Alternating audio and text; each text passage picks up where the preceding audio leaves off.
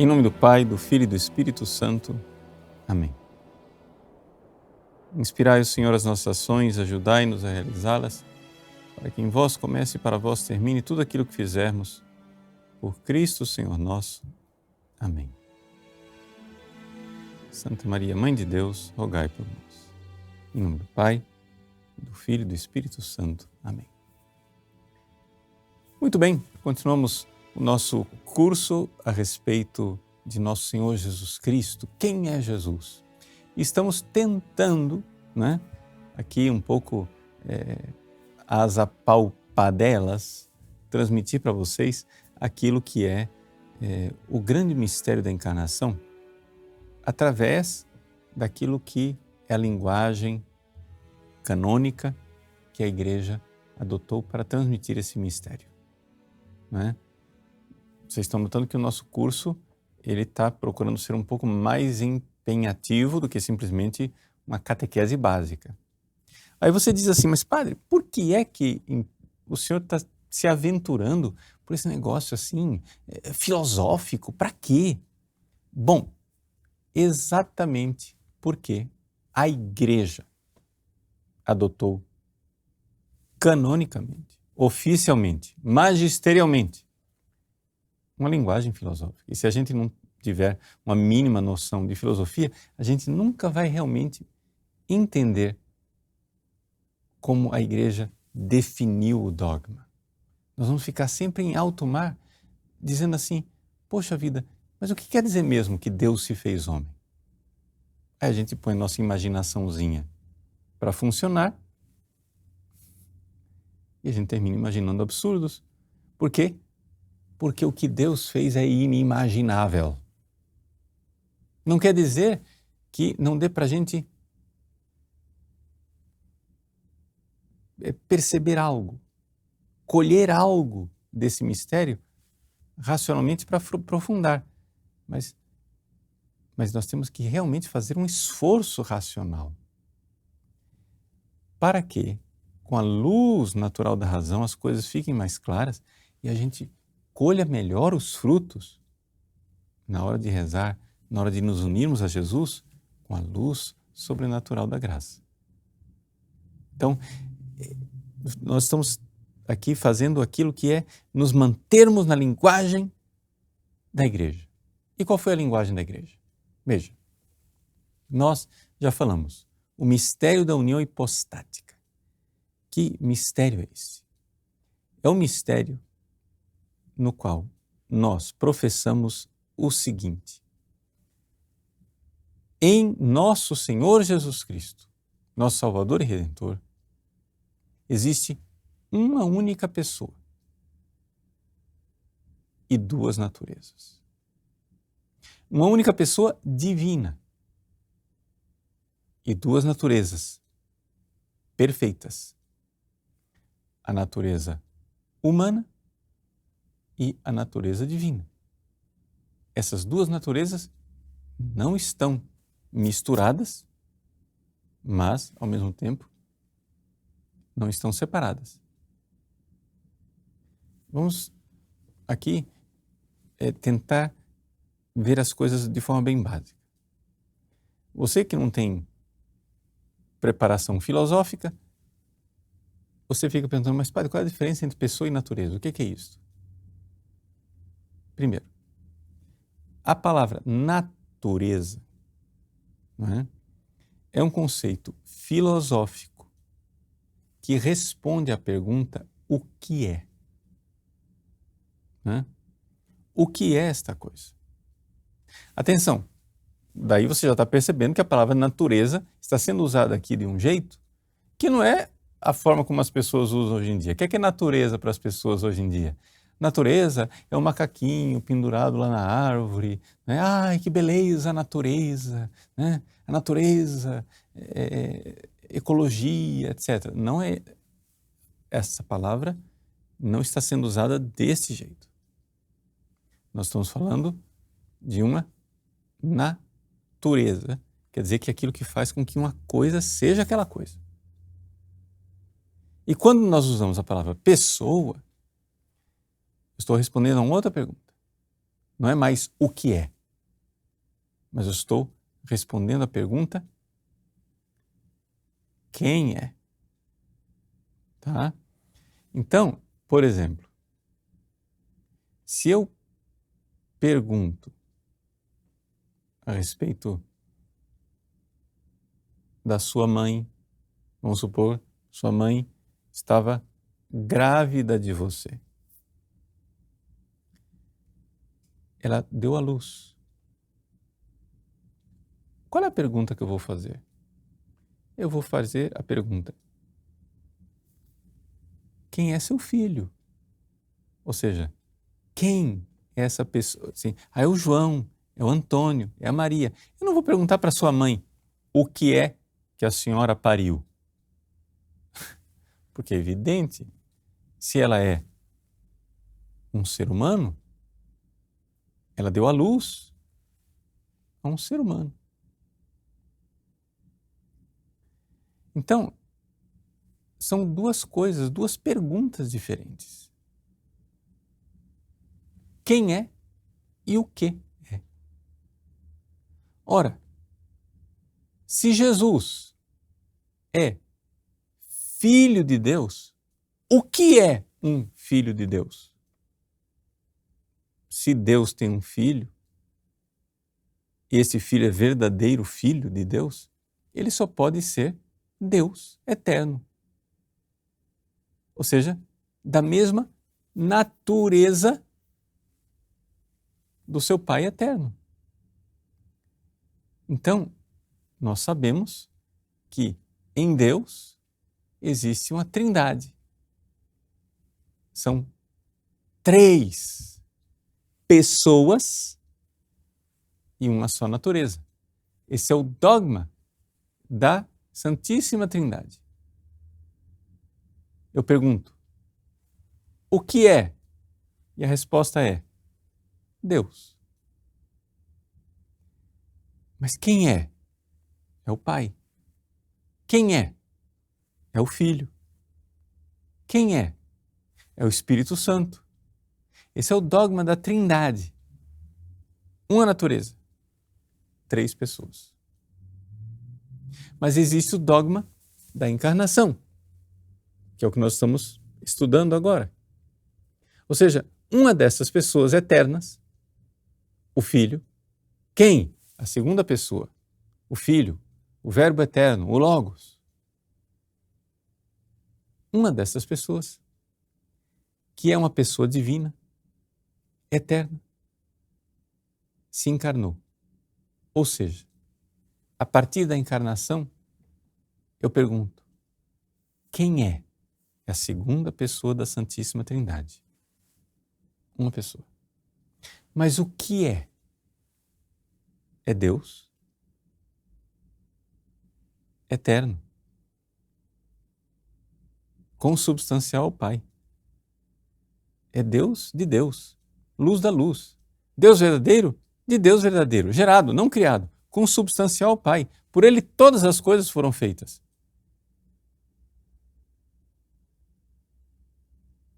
Aí eu vou e pergunto, mas também quem é?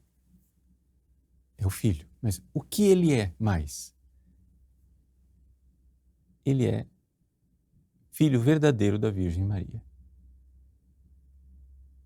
Ou seja, Jesus, ele se apresentava e falava de si, dizendo para as pessoas no Evangelho, eu sou Filho do Homem. Baranash, em aramaico, quer dizer filho da natureza humana, da fragilidade humana. E quem é esse ser humano do qual ele é filho? É a Virgem Maria. Então é verdadeiro filho de Maria. E assim a Igreja fixou de forma muito clara essa realidade. Este dogma foi fixado com clareza no Concílio de Éfeso. No Concílio de Éfeso, a Igreja condenou a opinião de que o Filho de Deus é uma pessoa e o Filho de Maria é outra pessoa, então são duas naturezas e duas pessoas. Não. Em Éfeso 431 depois de Cristo, a Igreja disse: são duas naturezas, sim. Verdadeiro Filho de Deus consubstancial ao Pai. Verdadeiro Filho do homem consubstancial a Maria. Então, eu posso verdadeiramente dizer que Jesus é Filho de Deus e que Jesus é Filho de Maria. Verdadeiramente. Mas quando eu chego para a Virgem Maria e pergunto: quem é seu filho? Porque você não vai perguntar para a mãe: o que é seu filho? Bom, se ela é um ser humano, o que é filho dela é um ser humano. Você vai perguntar: Maria, quem é seu filho? A resposta é: meu filho é a segunda pessoa da Santíssima Trindade. Por isso, nós podemos dizer que Maria é Theotokos. Em grego. Em latim, Deipara. Em português, a gente traduz como Mãe de Deus. Mas, ao pé da letra, né, é aquela que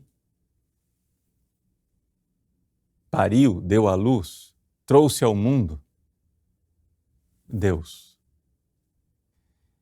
Ou seja, em todos os efeitos, é mãe de Deus, né? Theotokos.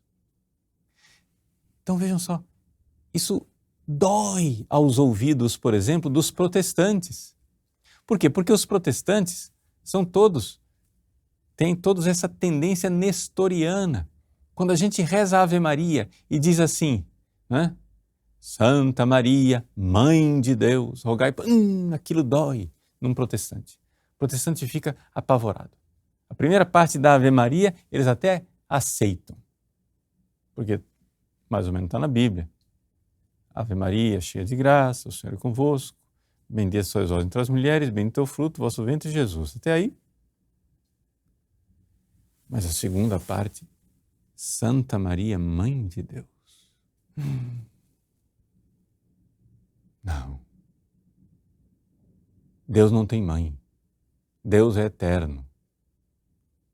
Sim, meu filho. Isso aí, se você está perguntando, o que é que você está perguntando? Você está perguntando o que a respeito de Jesus? Se você está perguntando da natureza, você está perguntando o quê?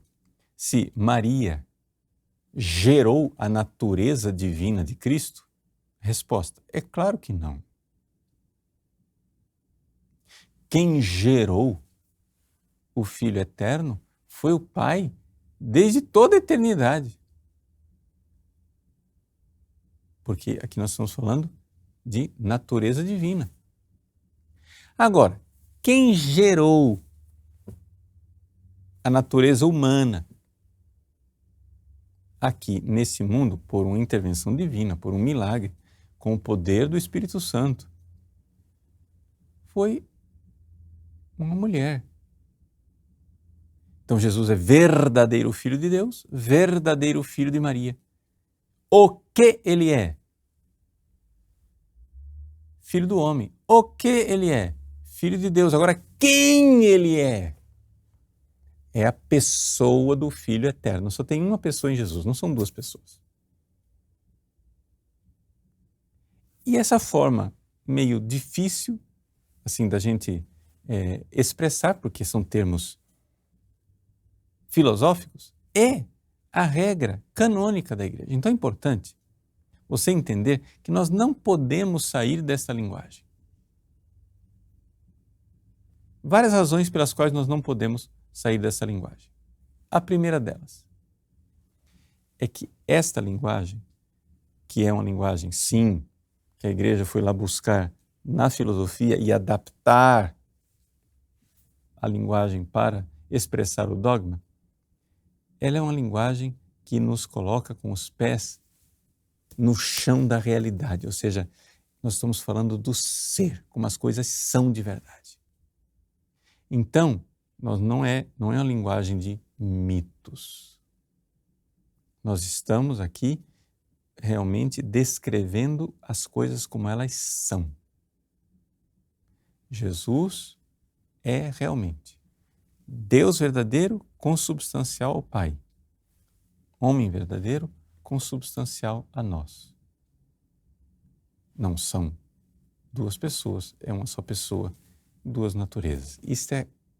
Então, não fugir dessa linguagem.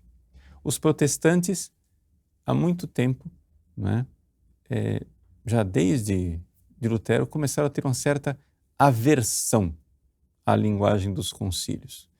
No início, ainda aceitavam bastante, mas no final do século XIX, início do século XX, é que realmente se apresentou uma verdadeira revolta filosófica teológica dos protestantes com relação à linguagem dogmática. O famoso exegeta protestante Adolf von Harnack, né, foi um dos principais líderes desse movimento que procurou, no Novo Testamento, tentar livrar tudo que estava aqui de linguagem filosófica grega. Por quê? Porque para ele o pecado original que fez com que a Igreja Católica, essa perversão do cristianismo surgisse, foi o quê? Foi uma helenização do cristianismo. Ou seja, a linguagem filosófica dos concílios. Dizer que Jesus é consubstancial ao Pai, linguagem filosófica, não está na Bíblia. Dizer que Jesus tem uma pessoa, duas naturezas, linguagem filosófica, não está na Bíblia. Essa linguagem começou a ser abominada pelos protestantes. E aí, qual é a consequência disso? Vamos voltar para a linguagem bíblica. Eles tentaram voltar para a linguagem bíblica, mas notaram, a conclusão final de Harnack foi a seguinte: nós vamos ter que peneirar até mesmo a Bíblia. Sabe por quê? Porque nós notamos aqui no Novo Testamento grego que já existe aqui uma espécie de ur-catolicismos. Em alemão, ur quer dizer primitivo. Um ur-catolicismos, quer dizer, um catolicismo primitivo, já está presente aqui. Já tem categorias gregas aparecendo no Novo Testamento que foi escrito em grego.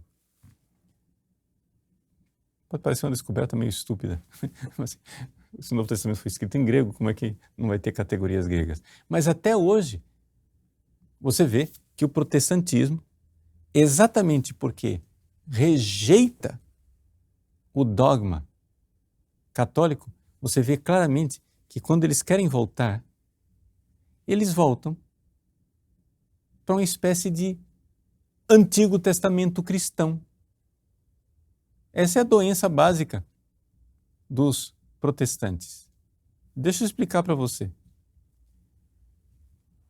Eles vivem, os protestantes, vivem de uma espécie de culto sinagogal do Antigo Testamento. O que é o culto protestante na sua liturgia? É ler, né, a Bíblia, que é exatamente aquilo que faziam, né, os rabinos nas sinagogas. Isto é o que eles tinham no Antigo Testamento. Toda a realidade do Novo Testamento, do culto da igreja, do sacrifício e dos sacramentos, foi sendo jogado fora pelos protestantes. E por quê? Porque eles interpretam que Tudo isso é influência grega, mas não é. Se você vai exorcizar, não é, a influência grega do Novo Testamento, você vai ter que se livrar do Novo Testamento. Já está lá desde o início. Os sacramentos estão aqui. A linguagem filosófica já está primitivamente gerada e foi sendo cada vez mais esclarecida ao longo dos séculos, de tal forma que a igreja então fixou uma forma de falar e uma linguagem. Então, se você quer entender quem é Jesus, não existe uma outra forma. Jesus é uma pessoa divina. E essa pessoa divina assumiu para si uma natureza humana, mas não como quem assume, não como eu pego e ponho um chapéu na minha cabeça, ou como eu ponho a minha roupa. Não. De uma forma íntima. Santo Tomás de Aquino, na época em que ele ensinava na universidade, havia um manual de teologia, que eram as chamadas Sentenças de Pedro Lombardo, que apresentavam 3 teorias a respeito da encarnação de Jesus. São as 3 teorias básicas. Uma, a teoria do Homo Assumptus, ou seja, do homem que foi assumido. Essa teoria é errada, isso é adocionismo. Ou seja, existia um homem que existiu por 1 segundo, ou existiu por 10 anos, ou por 30 anos. Esse ser humano já existente, um homem com pessoa humana, está lá, foi assumido por Deus. Essa não é a forma correta. Por quê? Porque Jesus não é simplesmente um homem adotado por Deus.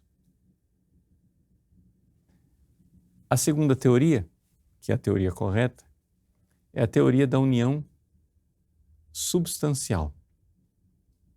Ou seja, a união em uma só pessoa. 2 naturezas unidas não acidentalmente, mas substancialmente. Sem mistura, sem confusão, mas ontologicamente unidas numa única pessoa, numa só hipóstase, que é a do Filho de Deus eterno. Essa é a forma correta de dizer as coisas. Nós vamos esclarecer já já.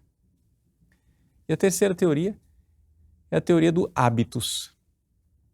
Ou seja, Deus vestiu uma humanidade, não é? Porque Ele queria usar simplesmente esta humanidade como eu uso minha batina que estou usando, pronto, vesti, estou aqui, faço as coisas, mas isso é descartável, né? Essa terceira teoria também não é aceitada. Santo Tomás de Aquino mostrou claramente que estas 3 opiniões, na verdade, não são 3 opiniões respeitáveis teologicamente, mas que, na verdade, são 2 opiniões heréticas e a única opinião possível católica. Por quê? Porque é a única que se harmoniza com a linguagem da igreja. Mas aí nós esbarramos numa dificuldade de compreensão. E onde é que está a grande dificuldade de compreender essa linguagem de que uma pessoa, 2 naturezas? Lembre sempre, pessoa, quem é? Natureza, o que é? Qual é a dificuldade de nós entendermos como é que acontece essa união? Bom, a dificuldade está no fato de que nós não temos com o que comparar. É uma união inventada por Deus. Veja, o próprio Tomás de Aquino diz isso na quaestio disputata de unione verbi incarnati. Né? Quaestio disputata eram aquelas disputas medievais. Né? No artigo 1º, na resposta, ele diz o seguinte, olha, Deus criou o mundo, mas ele, quando criou o mundo, não esgotou todo o seu poder. Tá? Deus tinha ainda possibilidades, ele pode criar coisas no seu poder, na sua virtus, bondades e seres que não existiam. Pois bem, com a encarnação do Filho de Deus, se deu exatamente isso. Com o fato de que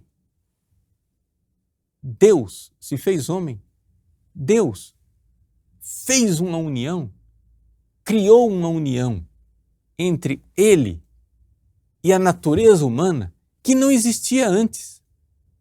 E que fica difícil a gente entender porque não tem termo de comparação nas criaturas. Veja o que Santo Tomás diz, né?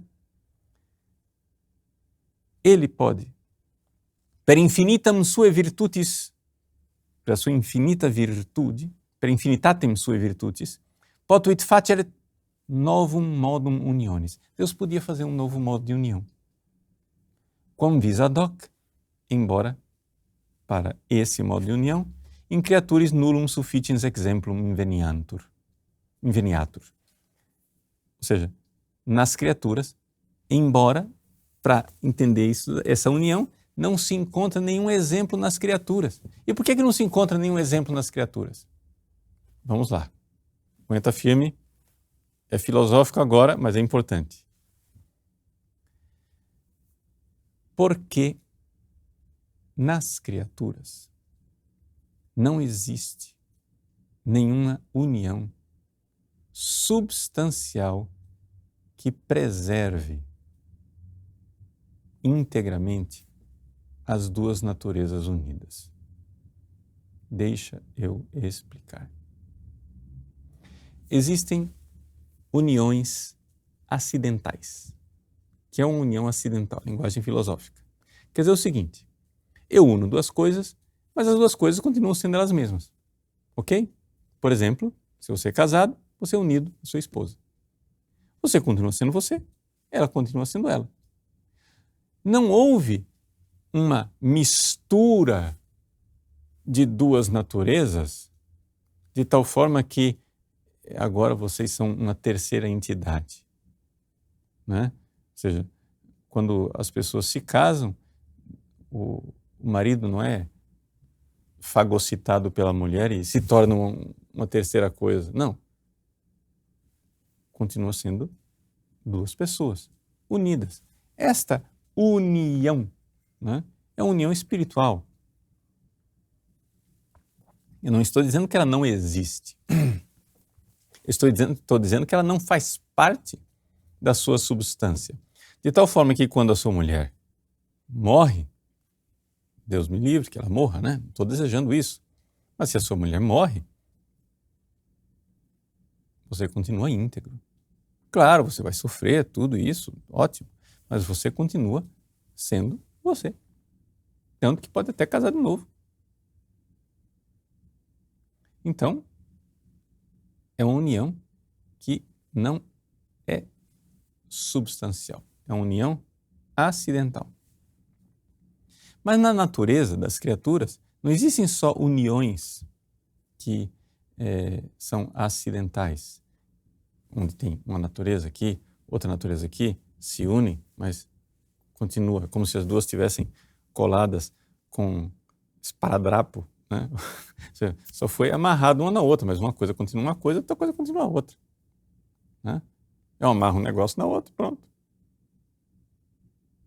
Eu uni o cavalo e a sela do cavalo. Ou então, eu uni o cavalo e o cavaleiro. São uniões.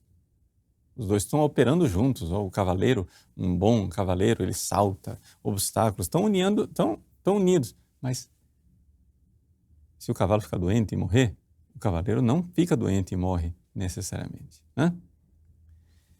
Existe, porém, na natureza uniões substanciais. E o que é união substancial? É, por exemplo, a união entre seu corpo e sua alma. É uma união substancial, onde essas duas realidades juntas formam uma só natureza, a natureza humana. Juntou a alma e juntou o corpo, opa, isso é uma união substancial.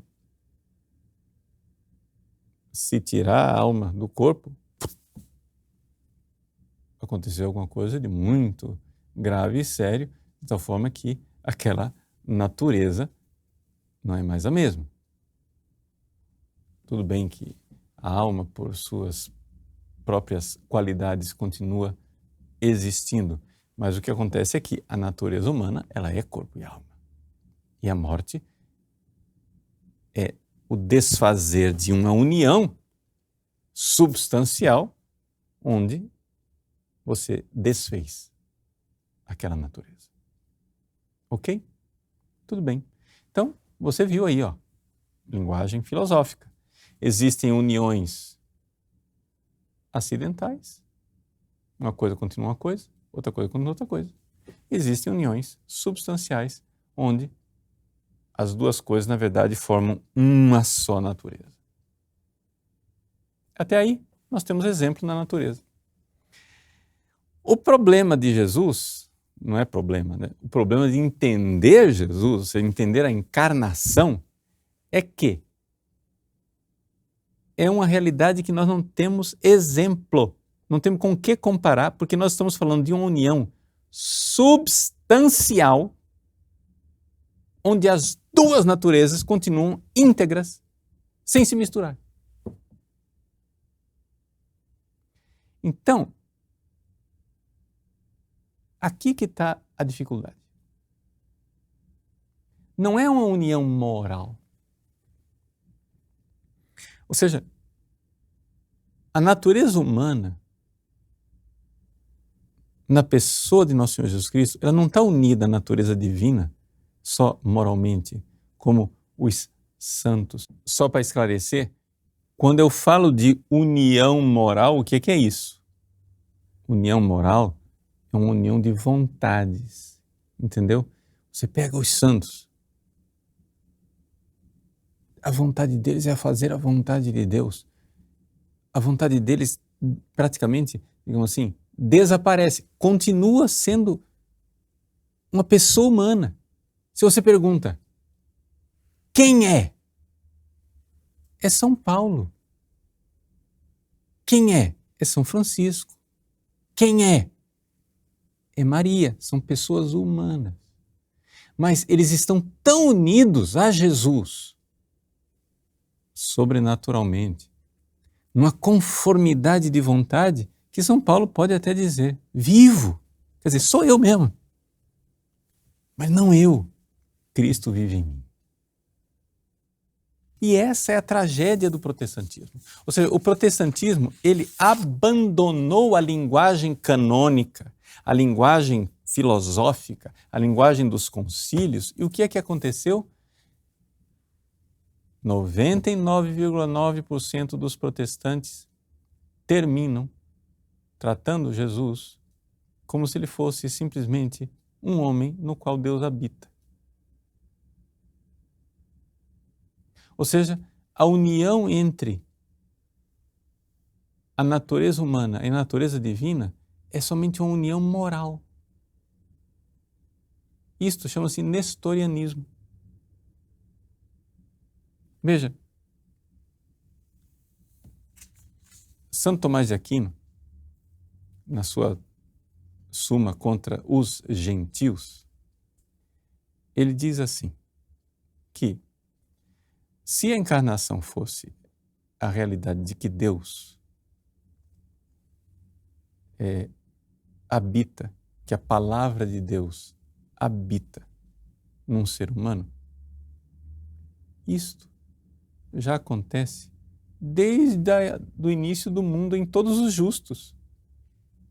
Deus ipse in omnibus sanctis a constitutione mundi. Ou seja, desde o início do mundo, se houve algum justo, Deus habitou naquela pessoa de alguma forma. Essa é a forma de união que a gente chama união sobrenatural, a união da graça. Mas seria loucura dizer que Jesus é simplesmente um justo no qual Deus habita. São Cirilo de Alexandria, né?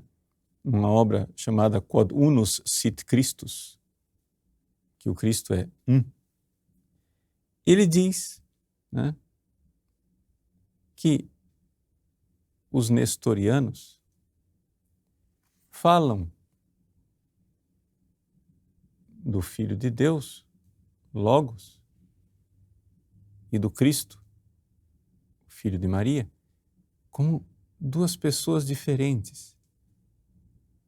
E eles dizem assim, os nestorianos, que o Filho, o Logos, é filho por natureza, mas que o Cristo é filho por adoção, ou seja, por graça.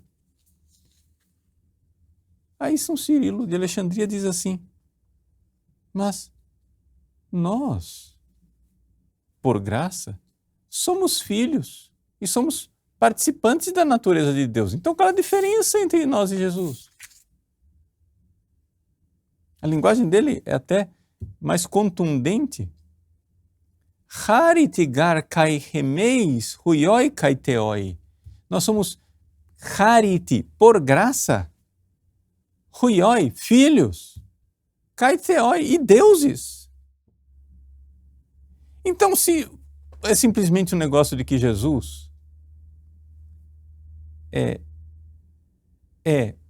uma natureza humana unida a Deus moralmente, não substancialmente, então Jesus é somente um santo. Ou seja, Jesus é como São Francisco, São Tomás de Aquino, São José, ou Nossa Senhora, ou seja, seres humanos bons e justos nos quais Deus habita e pronto, e acabou. Mas São Cirilo diz, mas isso seria uma coisa horrorosa.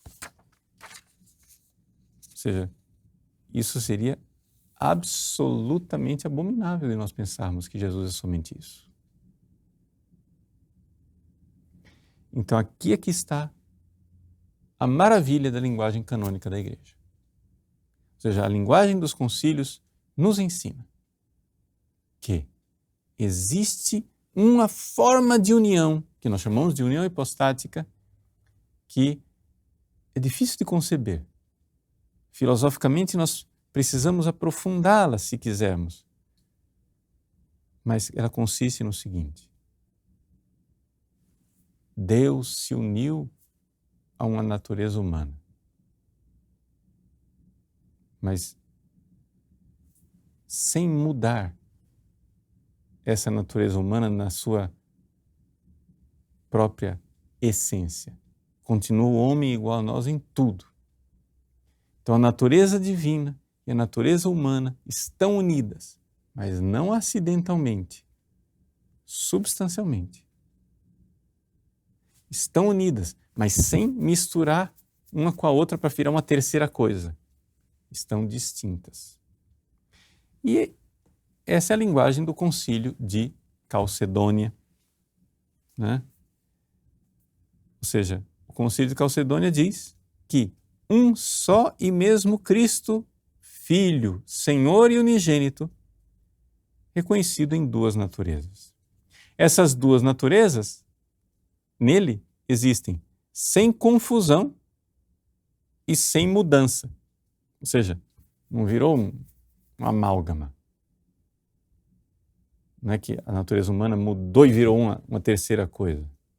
Jesus não é uma mistura de Deus e de homem como os semideuses da Grécia, como Hércules, por exemplo, que nasceu de uma relação sexual de Zeus com uma mulher.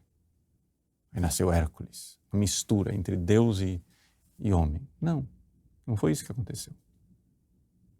Jesus não é uma mistura de Deus e de homem. Não houve confusão e não houve mudança. Mas, ao mesmo tempo, não é simplesmente a graça de Deus habita naquele homem lá com uma união bem fraquinha, que, digamos assim, que é maravilhosa a união da graça, né? Eu quero dizer, mas é uma união acidental. Então ele diz, sem divisão e sem separação. Né? Por quê? Porque existe uma só hipóstase.